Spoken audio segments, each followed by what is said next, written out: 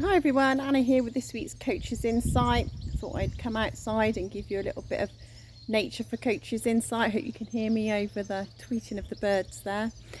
So this week I wanted to tell you a bit of a story. I was with the girls at one of their gymnastics, as we do most weeks, and there were a couple of little boys who were watching their sisters who were a bit bored. So I said, "Oh, I'll see what I've got in my handbag. Maybe you can play with." And you wouldn't want to know what I've got in my handbag, obviously. All sorts of paraphernalia. That's a good word, I like that word. Anyway, so I pulled out a pack of cards, playing cards. And these two young boys, they must have been about 4 or 5, like just school age.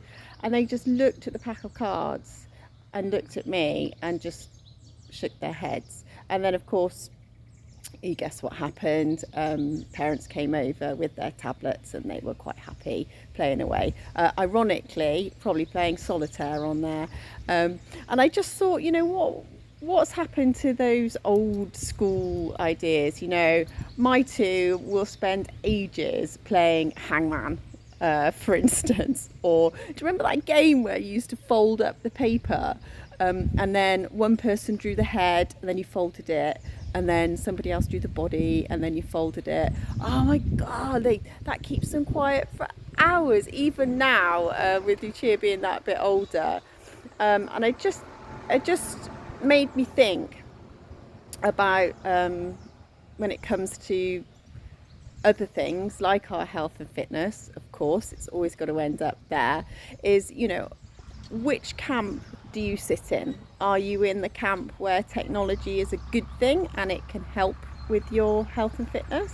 Or are you in the camp of, well, I want to be in tune with my body and how I feel is important? Or are you somewhere in between? I think I sit somewhere in between at the moment.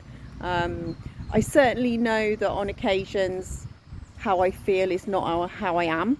And I think that is predominantly down to Whoop, because that tracks how I actually am physiologically. But I do also think that, there are those days where how you feel has got to come into contention, and,